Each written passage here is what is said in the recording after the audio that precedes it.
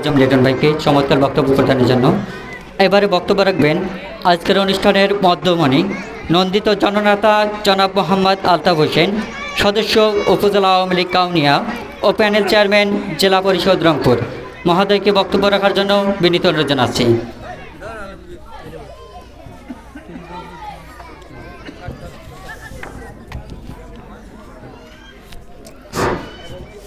বিসমিল্লাহির রহমানির রহিম।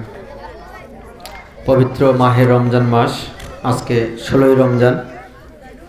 এই রমজান মাসে ইফতারের সময় হয়ে গেছে। দীর্ঘক্ষণ থেকে আমরা না খেয়ে আছি, সবারই শরীর দুর্বল হয়ে গেছে, ক্লান্ত, মুখে ছাপ দেখলেই বোঝা যাচ্ছে আমরাও ক্লান্ত।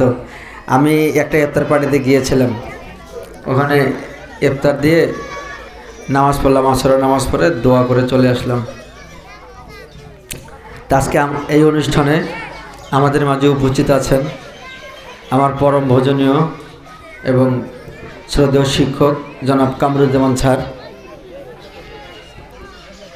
আমার মঞ্চে উপস্থিত আছেন জাতীয় পার্টির সাধারণ সম্পাদক যুগ্ম আহ্বায়ক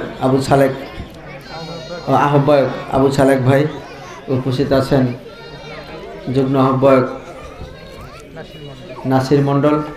উপস্থিত আছেন কাউনিয়া স্বেচ্ছাসেবক লীগের আমাদের বড় ভাই পিন্টু ভাই, ভাইস চেয়ারম্যান প্রার্থী। দোয়া চাইলেন আপনাদের কাছে। আমাদের মাঝে এসেছেন মাসুম মোর্শেদ ভাই, বই লেখেন। রশিদুল আলম ভাই আসছেন আমাদের মাঝে। আসছেন ছাত্র নেতা মাসুদ এবং রাকু, যুব নেতা ফরহাদ সহ আজকে যারা আয়োজন করেছেন অনুষ্ঠানটি, চমৎকার একটি অনুষ্ঠান, যে হামনাত কেরাতের ব্যবস্থা করেছিলেন সেই শিক্ষার্থীবৃন্দ, বড়দের প্রতি সালাম, ছোটদের প্রতি আন্তরিক শুভেচ্ছা মুবারকবাদ জানিয়ে আপনাদের সামনে 2-1 মিনিট বলেই আমি শেষ করব। ইফতারের সময় হয়েছে। সম্মানিত সুধী, শিক্ষা জাতির মেরুদণ্ড। শিক্ষা ছাড়া কোনো জাতির ভালো কিছু করতে পারে না। নেপোলিয়ন বলেছিলেন, তোমরা শিক্ষিত একটি মা দাও, আমি শিক্ষিত একটি জাতি দিব।